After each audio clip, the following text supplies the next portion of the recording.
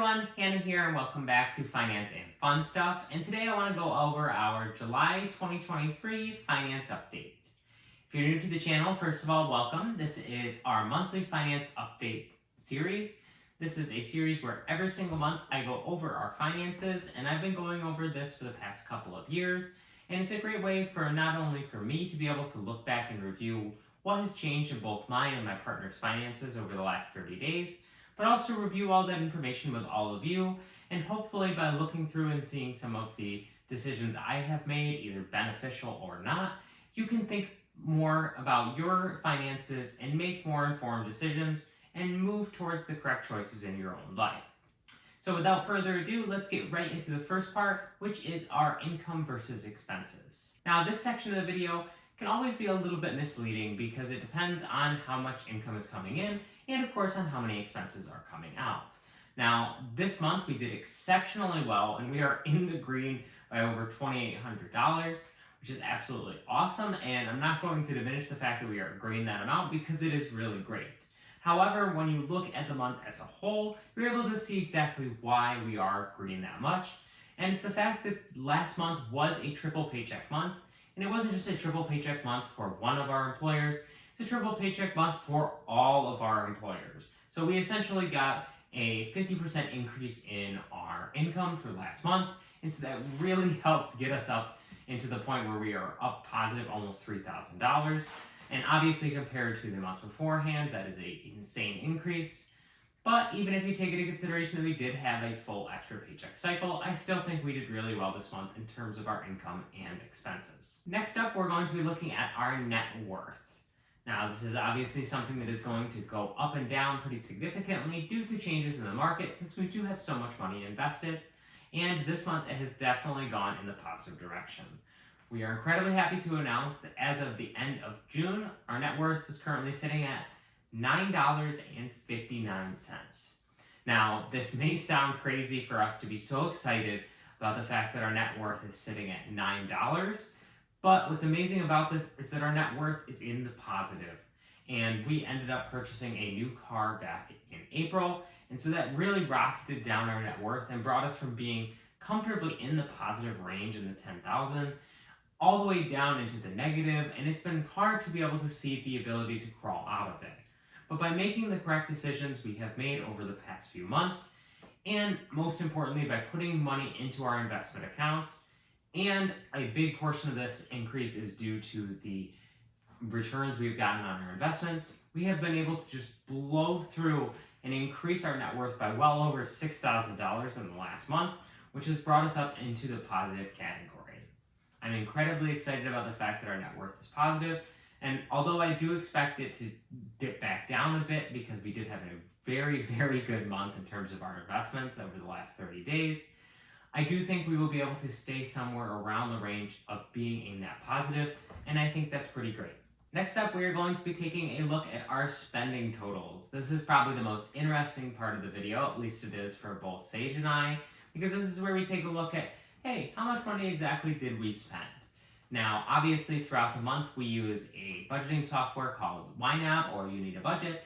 So as we are going through the month and we are making the decisions about what to spend our money on, we are looking at and going, okay, we want to spend X amount of money on a certain thing. But we don't see it as it all relates together until the very end of the month when we run these reports. So anyway, taking a look at our spending totals here, we can see that our spending totals are really pretty darn good the last 30 days.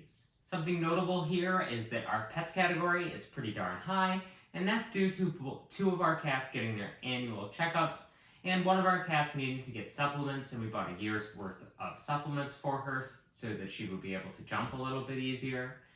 And we had to buy a new supply of food and things like that, so this was a much larger month in the pets category than it is typically. But that's okay because we had a lot of this money saved up, and whatever we did, we were able to roll with the punches from some of our other saving goals. And I'm totally happy with us spending money on our pets and having that be one of the things we spend the most of our money on our spending totals, because those are the things that we really value in life and we want to spend money on. We also managed to take $300 off of our current obligations in terms of our debts. So we put a couple $100 towards my single student loan that I have, and we put $100 towards the new car loan, and it feels good to finally get a nice start on paying those ahead of schedule, and I hope that we are able to knock both of them down significantly as the year goes on. Last but not least, we want to take a look at our wants categories here, which as you can see are pretty far low into the bracket here this month.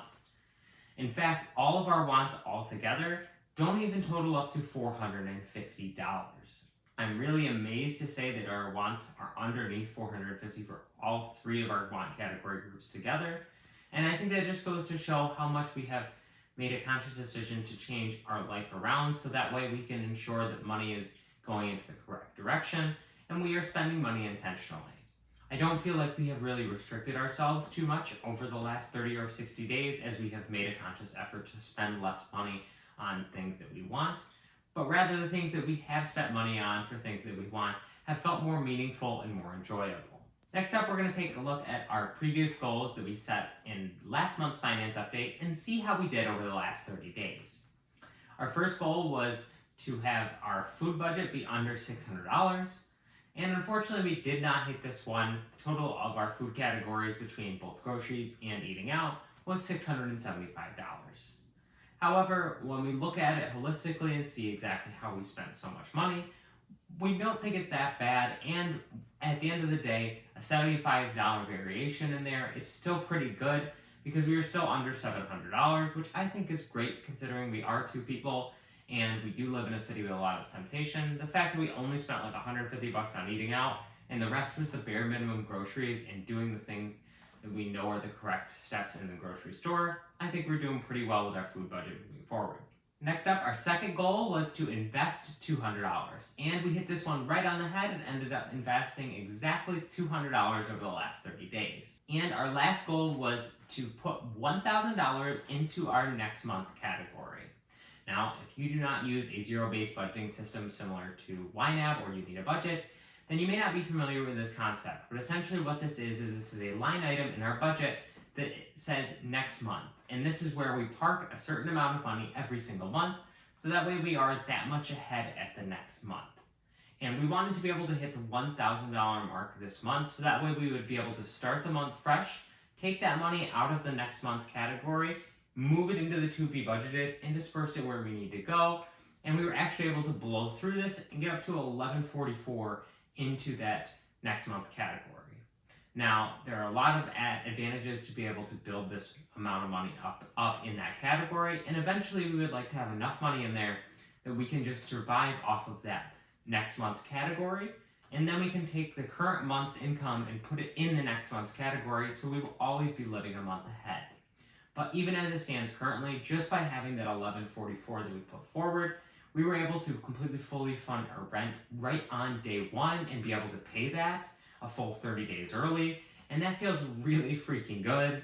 And I would love to get to the point where we are able to do that with all of our bills and just wipe our hands clean of everything, be able to budget everything out at the same time, and I think we are on a great track with this. So last but not least, we are going to be looking at new goals that we are going to be setting for the month of July. So first up, we want to put $300 into Abe's surgery budget line item.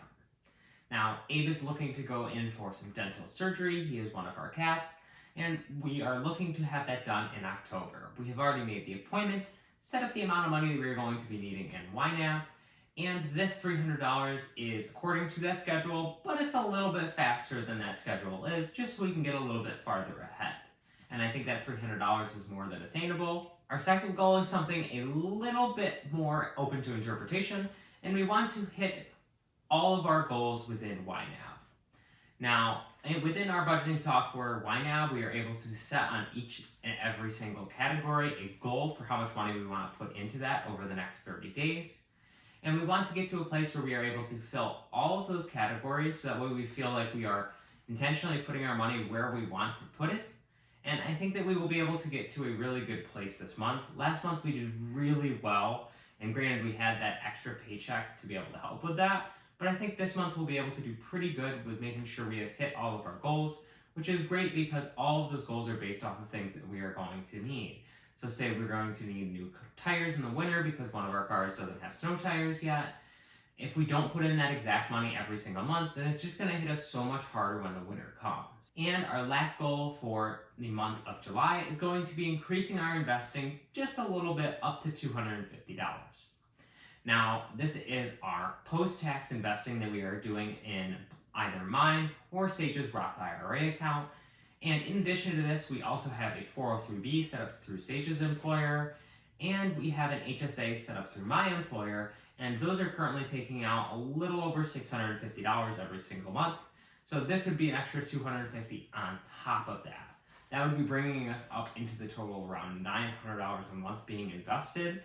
Well, some of that being pre-tax, some of that being post-tax, but regardless, about $900, which would be absolutely amazing. And I think even at the current $200 that we got last month, I think that's really fucking awesome, considering the fact that we have this set amount of money going into the HSA, which is maxing that out, and she has a good amount of money going into contributing towards her 403b every single week. I think we are doing really well on the investment front, and I think that's showing on our net worth totals. So that's all I have to say about this month's finance update. As always, I love sharing all of this information with all of you, and I think it does a really good job of holding both myself and my partner Sage accountable as we look towards moving towards where we want to go financially in the future. I hope that this content is something that you can find inspiring, and I would love to hear about your personal finance journey down in the comment section below. It's great getting to hear from all of you about exactly where your finances have gone in the last 30 days. Whether it's an achievement or a setback, I would love to hear about it. As always, if you enjoyed this video, please make sure to give it a like, as that really helps this videos grow and spread out around YouTube. And if you want to see more videos like this, and you want to see how our financial life adapts every single month into the new year, then you're going to want to make sure you are subscribed so you can see these finance updates every single time they drop. Thank you all so much for watching, and take care.